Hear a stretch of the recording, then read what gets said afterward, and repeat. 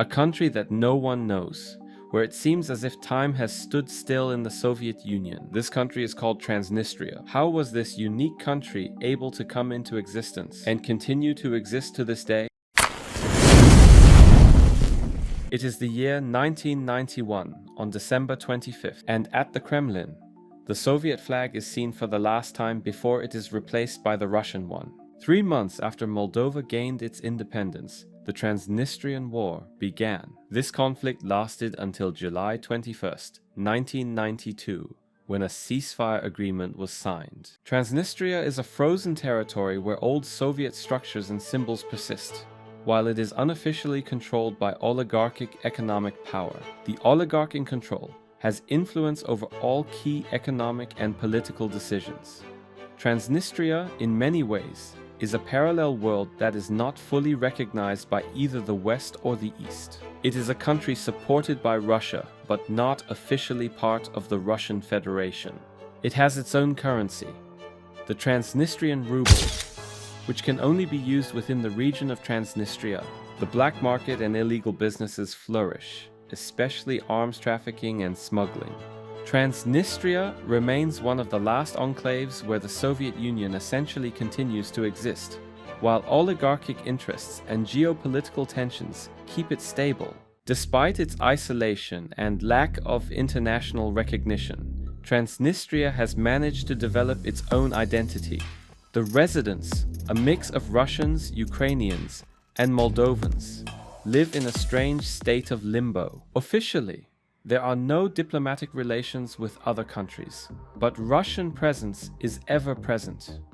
Russian troops remain stationed in the region, supposedly to maintain peace, which cements Transnistria's position as a Russian sphere of influence. Daily life in Transnistria is marked by Soviet-era monuments, old Lenin statues, and nostalgia for the Soviet past, while modern businesses and services are emerging, though closely intertwined with Russian companies. It is a place where old and new worlds collide, a post-Soviet time capsule, with a Russian oligarch at the helm, holding firm control. The education and healthcare systems are largely outdated, as little investment is made in modernization. However, there are signs of slow change, mainly through Russian financial aid. Many young people leave the region in search of better opportunities abroad, especially in Russia, which acts as both protector and main economic partner. The geopolitical chess game surrounding Transnistria remains complex. Moldova still claims the region, while the EU and the US lack a clear strategy on how to deal with this frozen conflict zone. Russia, on the other hand, uses Transnistria as a lever in the post-Soviet space to maintain its influence in Eastern Europe. Despite all the geopolitical tensions and international isolation, Transnistria remains a unique phenomenon. It is a land that belongs neither fully to the past nor the present, a region that seems frozen between eras. While many see the political and economic future of the area as uncertain, one thing is clear. Transnistria has carved out its own niche in the world that is often difficult to understand from the outside. Yet for the people living here, it is home, with all its peculiarities and contradictions. The big question remains: how long can this fragile balance be maintained?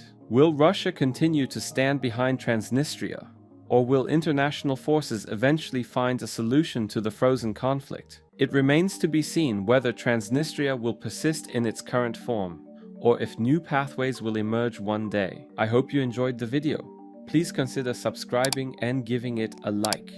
What do you think about Transnistria, and how long do you think this country will continue to exist? Feel free to share your thoughts in the comments, and let me know if you would like to visit.